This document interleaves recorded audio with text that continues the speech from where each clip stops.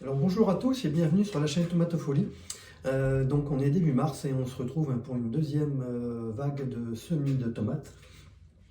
Donc on va voir ensemble pourquoi j'échelonne mes semis et aussi comment échelonner ces récoltes. Et puis on en profitera pour faire un petit point sur les semis de mi-février. Allez, c'est parti. Donc voilà, comme je le disais, on est début mars. Je vais faire une deuxième série de semis de tomates. J'en ferai une troisième au 15 mars. Donc voilà, je vous explique un petit peu en même temps pourquoi je fais, pourquoi j'échelonne mes semis.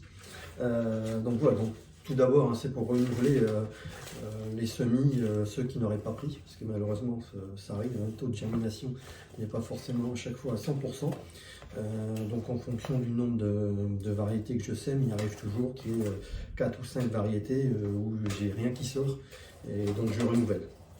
Donc voilà, parce que personnellement aussi, comme vous le savez, je l'ai expliqué dans les précédentes vidéos, je cultive une partie de mes plants sous serre, donc forcément je commence mes semis au 15 février, et l'autre partie que je cultive en pleine terre, forcément pas avant les 5 glaces le 15 mai, donc je échelonne mes semis en 3 fois. Voilà, et puis troisième raison aussi, forcément on échelonne les semis pour échelonner le repiquage aussi, parce que forcément, si comme moi vous produisez énormément de plants, moi à peu près 2500, forcément on échelonne le repiquage, donc forcément il faut échelonner aussi les semis. Et puis en dernier lieu, comme je l'avais déjà expliqué dans la dernière vidéo, c'est pour aussi avoir des plants à différentes maturités pour pouvoir résister aux aléas climatiques. Voilà. Par contre, en aucun cas, si on veut échelonner ses récoltes, il faut échelonner ses semis. Donc voilà, c'est vrai, comme je l'ai dit pour les laitues. Le laitue, la dernière vidéo où j'avais dit d'échelonner les semis tous les 15 jours, 3 semaines pour échelonner les récoltes, pour pouvoir profiter de bonnes et belles laitues toute la saison. Les tomates, c'est pas vrai. Les tomates, pour pouvoir profiter des récoltes toute la saison, il faut sélectionner des variétés différentes. Parce qu'en fait, chaque variété de tomate n'a pas le même cycle de vie. Donc voilà, on distingue principalement trois catégories de cycle de vie, hein, pour les tomates. Donc on a en premier lieu les tomates dites précoces, hein, donc entre la date de plantation et la date de récolte, il faut compter 60 jours. Donc principalement là-dessus, on a des variétés à petit calibre, notamment les variétés de tomates cerises. Et forcément, c'est aussi ces variétés-là qui sont aptes plus facilement à cultiver en pot. Ensuite, variétés dites de mi-saison. Donc là, entre la plantation et la plantation et la récolte, il faut compter à peu près 80 jours. Donc là, on a toutes les variétés dites moyennes. Et puis, on a les variétés dites tardives. Donc là où c'est plus de 100 jours entre la plantation et la récolte. Donc là, on aura forcément des variétés un peu plus grosses et des variétés qui sont malheureusement plus sensibles aux maladies. Donc forcément avec comment dire, une croissance qui est beaucoup plus lente. Ces plants-là vont être plus longtemps, je dirais, face aux intempéries et vont pouvoir malheureusement être moins résistantes que les autres. Donc il va falloir être plus vigilant. Voilà, donc je le rappelle, vous pouvez retrouver sur le site Tomatofolie, où j'ai créé des packs découvertes spéciaux par rapport au cycle de vie. Vous retrouverez des packs spéciaux 6 variétés précoces, mi-saison et tardives, toujours au prix unique de 5 € pour les 6 variétés.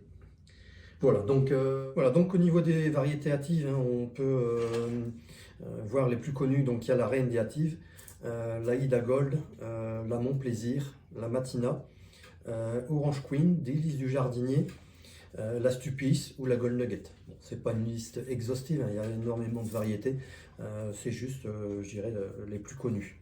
Au niveau des variétés de mi-saison, on y retrouve la Saint-Pierre, la San Marzano, la Burpee Delicious, la Brandywine, Andine Cornue, l'Evergreen, une belle tomate verte, la Green Zebra, la Jaune Saint-Vincent, la Poire Jaune et la Beauté Blanche, pour citer les meilleurs. Et enfin, pour les variétés tardives, les plus connues, donc c'est la Cœur de Bœuf, l'Ananas, la Noire de Crimée, la Purple Calabash, la Russe, qui se décline en rouge, jaune, verte, noire également, la Rose de Berne, qui est excellente, et la Potillon écarlate. Voilà, donc je rappelle que toutes ces variétés, vous pouvez les retrouver sur le site Tomatofolie. Alors n'hésitez pas. Voilà, on continue les semis de tomates. Voilà, donc quelques rappels importants. Toujours maintenir, bon, déjà du bon terreau comme je l'avais dit, maintenir une bonne humidité tout le long de la germination. Je précise bien, c'est maintenir, donc c'est une humidité constante pendant toute la germination. Attention à la chaleur, hein, entre 18 et 19 degrés, le temps de la germination, et aussi la lumière. Très important, surtout une fois que ça a commencé à germer, et donc il faut, je dirais, une lumière et une température qui soient adéquates.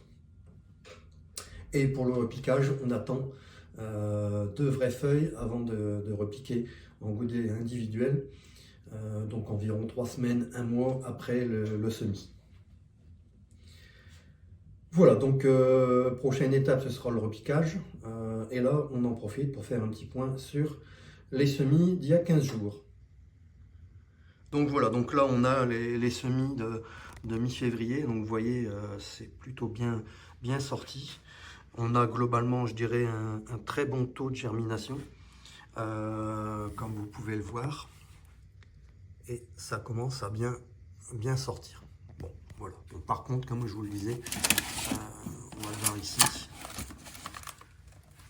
on a forcément, comme à chaque fois, des variétés, vous voyez ici, comme ça, la tomate cerise champagne, où il n'y a qu'un plant qui sort, ou celui derrière, vous voyez, olive dorée, où on n'a rien du tout qui est sorti. Donc voilà, donc là j'ai fait le point à peu près sur 160 variétés, j'ai à peu près 4-5 variétés où je vais devoir renouveler les semis pour pouvoir espérer cultiver la variété.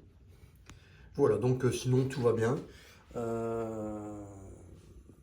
Je pense pouvoir d'ici une bonne semaine et demie commencer les repiquages qu'on fera ensemble. Voilà. N'hésitez pas, comme d'habitude, à réagir en commentaire. Et puis, inscrivez-vous, abonnez-vous. La semaine prochaine, je vous ferai une vidéo sur le choix des variétés en fonction de leur utilisation en cuisine. Donc voilà, à très bientôt.